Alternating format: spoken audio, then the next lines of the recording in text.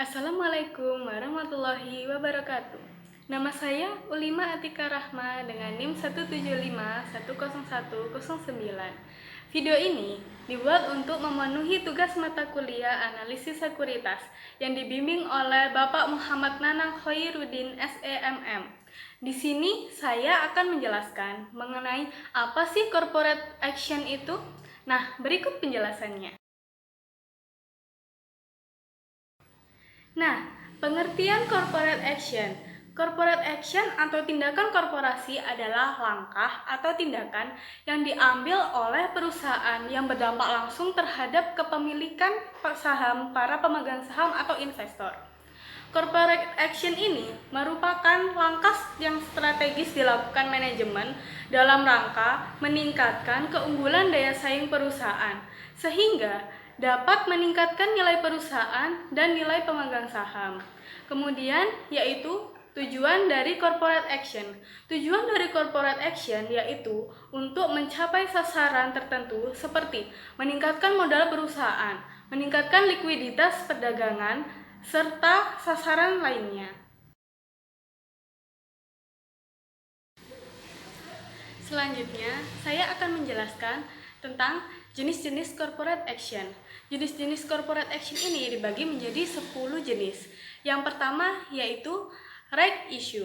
Right issue atau hak memesan efek terlebih dahulu adalah hak bagi pemegang saham untuk membeli saham baru pada harga tertentu dan dalam waktu tertentu. Biasanya, right issue ditawarkan oleh emiten dengan perbandingan. Misalkan, perusahaan A melakukan right issue dengan perbandingan 5:1. Artinya, setiap pemegang saham 5 lembar perusahaan A berhak membeli 1 lembar saham baru yang akan dikeluarkan oleh emiten. Kemudian yang kedua yaitu IPO atau Initial Public Offering.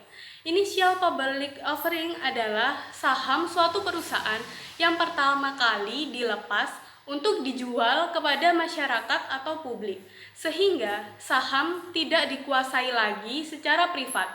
Perusahaan yang melakukan IPO biasanya disebut dengan perusahaan yang go public. Yang ketiga ada dividen. Dividen merupakan porsi laba perusahaan yang dibagikan ke pemegang saham atas persetujuan RUPS.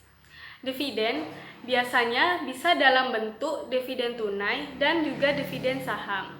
Dividen saham adalah dividen yang diberikan kepada pemegang saham dalam bentuk saham, sedangkan dividen tunai merupakan dividen yang diberikan kepada pemegang saham dalam bentuk uang. Aksi korporasi ini untuk meningkatkan kekayaan pemegang saham, sehingga umumnya pembagian dividen akan berpengaruh pada harga saham. Yang keempat, ada private placement. Private placement adalah penempatan sejumlah modal tertentu dalam suatu perusahaan melalui pembelian aset atau sekuritas, di mana transaksi tersebut terjadi pada pasar negosiasi.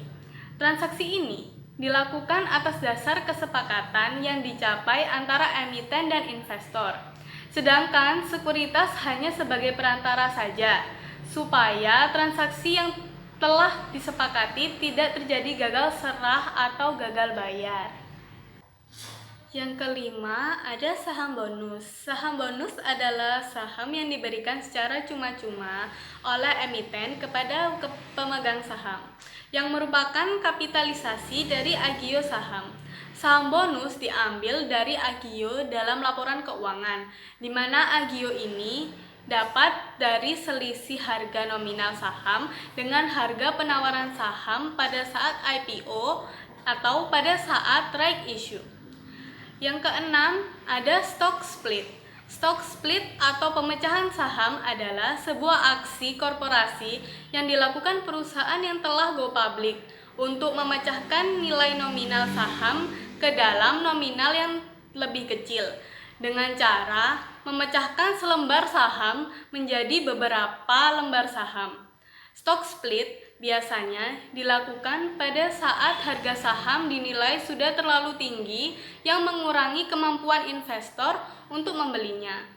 Sebenarnya, Stock split tidak menambah nilai dari perusahaan atau tidak mempunyai nilai ekonomis. Yang ketujuh, ada reverse stock split. Reverse stock adalah salah satu aksi perusahaan dalam usaha menaikkan harga saham dengan memperkecil jumlah saham yang beredar. Aksi ini dianggap pasar sebagai kabar yang negatif karena perusahaan memiliki nilai saham yang kecil, seperti harga saham dengan harga Rp50 dalam peraturannya. Investor tidak bisa menjual saham atau membeli saham di bawah harga tersebut. Maka harus dilakukan aksi ini agar saham perusahaan bisa diperjualbelikan. Yang kedelapan yaitu ada RUPS atau Rapat Umum Pemegang Saham. Rapat Umum Pemegang Saham adalah forum yang mana di dalamnya para pemilik saham memiliki hak untuk mengetahui pengelolaan perseroan dari pimpinan yang bertanggung jawab, yaitu direksi atau dewan komisaris. Di dalam RUPS, kebijakan perusahaan ditetapkan sesuai dengan kondisi dan keadaan yang ada. Kewenangan RUPS bahkan diatur dalam Undang-Undang Perseroan Terbatas dan Anggaran Dasar Perseroan, yang mana berarti di dalam RUPS sekalipun, para pemegang saham tidak dapat melakukan kebijakan secara sewenang-wenang. Yang kesembilan, ada merger dan akuisisi. Merger merupakan penggabungan dari dua perusahaan sehingga menjadi satu, di mana perusahaan yang melakukan merger sebagai pengambil atau pembeli aset dan liabilitas perusahaan yang dibeli atau yang dimerger, sehingga perusahaan yang melakukan merger paling tidak mendapatkan 50% saham dari perusahaan yang dibeli. Sedangkan akuisisi merupakan pengambilan alih atau takeover dari sebuah perusahaan dengan cara membeli saham ataupun aset dari perusahaan tersebut. Bedanya dengan merger, pada akuisisi perusahaan yang telah dibeli akan tetap ada. Yang ke-10 ada tender offer. Tender offer adalah suatu proses penawaran pembelian saham yang hendak dilakukan oleh seorang investor atau sebuah perusahaan yang akan membeli saham suatu perusahaan yang tercatat di Bursa Efek Indonesia dalam jumlah tertentu. Nah, setelah tadi telah dijelaskan mengenai pengertian, tujuan, dan dampak dari corporate action, saya akan memberikan contoh perusahaan yang melakukan corporate action. Perusahaan yang saya contohkan yaitu perusahaan yang baru saja tercatat di Bursa Efek Indonesia kemarin pada tanggal 9 April, yaitu PT Cipta Selera Murni, di mana perusahaan ini bergerak di bidang restoran fast food, yaitu restoran Texas Chicken. Perusahaan ini mengambil aksi dengan melakukan initial public offering atau go public untuk memajukan perusahaannya. Dengan melakukan go public ini, perusahaan Cipta Selera Murni dapat memperluas jaringan bisnisnya dengan membuka gerai restoran di daerah yang strategis. Direktur Utama PT Cipta Selera Murni mengatakan, dana yang diperoleh dari IPO sebesar 36,08 miliar rupiah rencananya digunakan sekitar 70% untuk meningkatkan kinerja perseroan dengan memperluas jaringan usaha, khususnya di beberapa kota yang memiliki potensi besar di Sumatera, Sulawesi, dan Kalimantan, yang mencakup 58%-nya untuk pembukaan 5 gerai baru di wilayah yang diyakini akan mendukung pertumbuhan perseroan di masa yang akan datang, dan sekitar 42%-nya untuk keperluan renovasi 5 gerai lama dengan menerapkan dan menawarkan konsep baru yang lebih inovatif dan menarik untuk mencapai tujuan perseroan dalam memberikan pelayanan yang terbaik bagi para pelanggannya. Dan sisanya untuk modal kerja perseroan, terutama untuk pembayaran kepada pemasok, franchiser, dan keperluan terkait gerai-gerai yang berkaitan dengan operasional saat ini dan yang akan datang. Perusahaan melakukan aksi go public ini pasti telah memikirkan resiko yang akan ditanggung.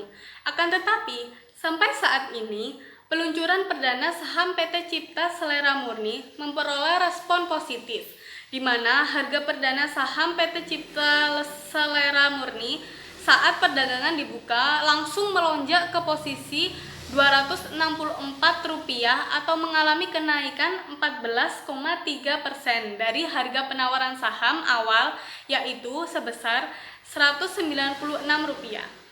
Perseroan menawarkan kepada masyarakat sebanyak 184 juta lembar saham baru atau setara dengan 22,55% dari modal ditempatkan dan disetor penuh perseroan setelah IPO dengan nilai nominal Rp196 per sahamnya.